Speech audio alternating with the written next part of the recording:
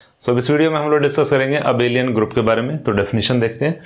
A group G comma star is said to be abelian if A star B which is equals to B star A for all A comma B belongs to G। ये बस इसमें एक चीज और add हो गई, वो क्या आपका A star B which is equals to B star, इसको क्या कहते हैं, कम्यूटेटिव। कम्यूटेटिव का मतलब क्या होता है कि अगर A और B को आपस में इंटरचेंज कर दें तो भी रिजल्ट दोनों का सेम ही आएगा। तो अभी तक जो हम लोगों ने डिस्कस किया वो क्या था, आपका closure property, associative, identity, inverse. अब एक चीज और आ गया है आपका कम्यूटेटिव।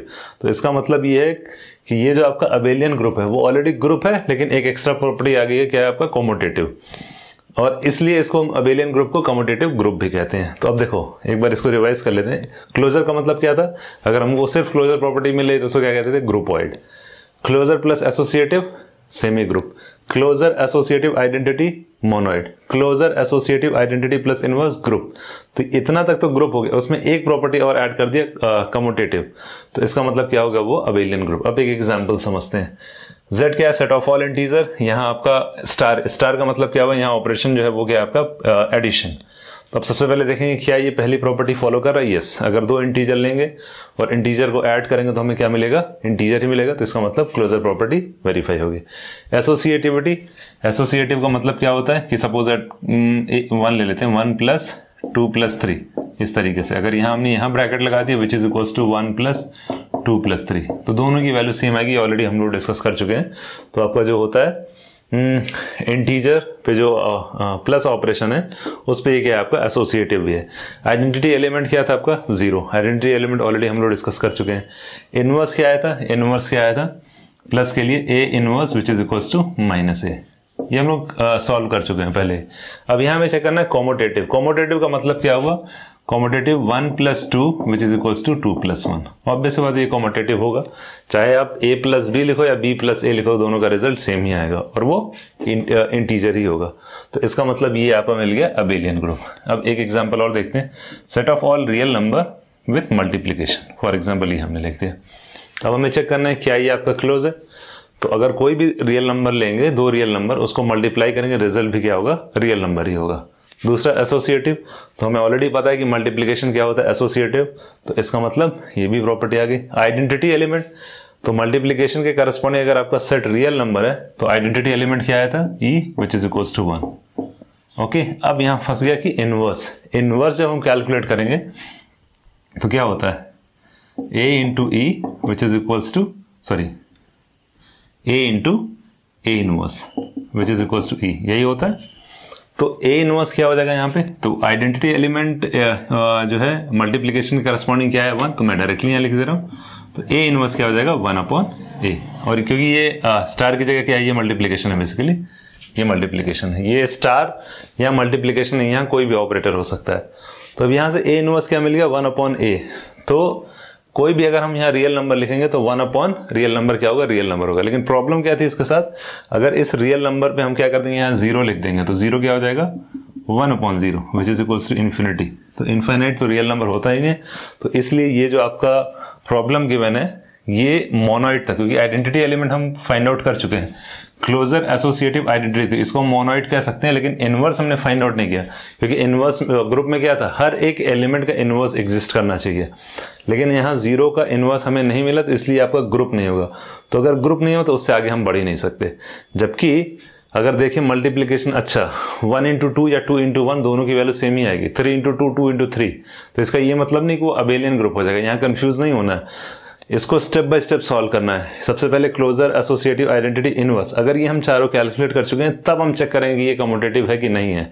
पहले हम अच्छा देख लिए रियल नंबर है और रियल नंबर है, मल्टीप्लिकेशन है। तो अच्छा मल्टीप्लिकेशन क्या है, कम्यूटेटिव है, तो इसलिए क्या हो गया आपका अबेलियन ग्रुप हो गया। नहीं, अबेलियन ग्रुप होने के लिए सबसे पहले ग्रुप का होना मैंडेटरी, तभी हम आगे बढ़ सकते हैं। ओके, तो ये हो गया।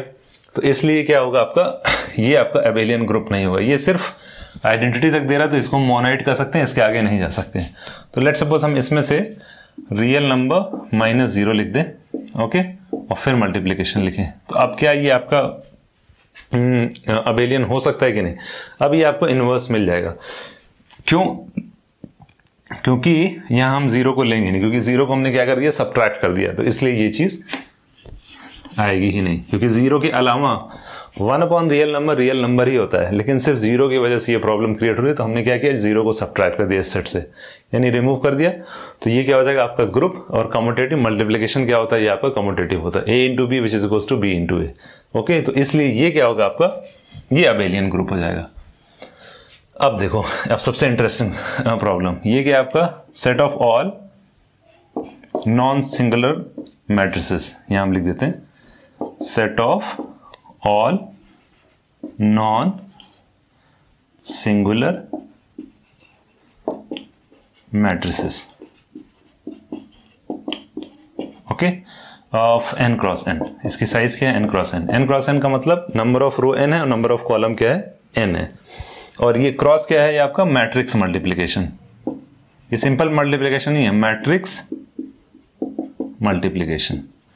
अब ये समझते हैं, मैं ये एज्यूम करके चल रहा हूं कि आपको बेसिक्स थोड़ा पता है कि मैट्रिसेस क्या होती है, कैसे मैट्रिक्स को मल्टीप्लाई करते हैं, कैसे ऐड करते हैं, कैसे इनवर्स कैलकुलेट करते हैं, ये हम एज्यूम करके चल रहे हैं। ओके, तो यहाँ क्या है, capital M set of all non singular matrices. यहाँ नॉन सिंगुलर मैट्रिसेस क्यों लिए, क्योंकि अगर नॉन सिंगुलर मैट्रिक्स नहीं होगा तो उसका इनवर्स नहीं कैलकुलेट कर सकते। नॉन सिंगुलर का मतलब ये कि उसका इनवर्स एग्जिस्ट करेगा। और ये क्या है आपका मैट्रिक्स मल्टीप्लिकेशन। सबसे पहला क्या है, क्लोजर। तो अब देखते हैं 1 बाई 1। तो क्लोजर के लिए क्या करेंगे, 1 को हम रिप्रेजेंट करें क्लोजर से, कि आपका अगर एक मैट्रिक्स A है और दूसरा मैट्रिक्स B है, तो इसको जो मल्टीप्लाई करेंगे, लेट्स सपोज हमें मिल रहा है C, तो मैट्रिक्स अगर हम मल्टीप्लाई करेंगे तो रिजल्ट में हमारा क्या मिलेगा, मैट्रिक्स ही मिलेगा। ओके, तो ये अजम्पशन लेके चल रहे हैं कि आपको मैट्रिक्स मल्टीप्लिकेशन पता है। मैं एग्जांपल लेकर उसको सॉल्व करूंगा, बहुत लेंथी वीडियो हो जाएगा। तो इसलिए A आपका एक मैट्रिक्स है, B एक मैट्रिक्स है, इसको मल्टीप्लाई करेंगे तो रिजल्ट क्या आपका एक मैट्रिक्स मिलेगा। तो इसका मतलब ये क्या हो गया आपका, मतलब ये अजम्पशन है कि n क्रॉस n, क्योंकि यहाँ ये रिस्ट्रिक्शन लगाएंगे है, n क्रॉस n का मतलब स्क्वायर मैट्रिक्स। तो ये हो गया, तो इसका मतलब क्लोज्ड है। दूसरा एसोसिएटिव। एसोसिएटिव का मतलब क्या हुआ, a cross b cross c which is equals to a cross b cross c। तो मैट्रिक्स को अगर हम इधर से मल्टीप्लाई करके जो रिजल्टेंट मैट्रिक्स मिलेगा उसको c से मल्टीप्लाई करेंगे या इस तरीके से मल्टीप्लाई करेंगे, तो ये दोनों का रिजल्ट सेम ही आएगा। आप एक एग्जांपल लेके इसको सॉल्व कर सकते हैं। तो मैट्रिक्स जो मल्टीप्लिकेशन होता है वो एसोसिएटिव होता है। अब आते हैं थर्ड, आइडेंटिटी एलिमेंट। तो आइडेंटिटी एलिमेंट हम लोगों को पता है, आइडेंटिटी एलिमेंट को IA से रिप्रेजेंट करते हैं। और IA क्या होता है, लेट्स सपोज ये आपका प्रिंसिपल डायगोनल है, तो प्रिंसिपल डायगोनल क्या होता है आपका 1 1 होता है, बाकी सारे क्या होते हैं 0। ये प्रिंसिपल डायगोनल कहते हैं इसको।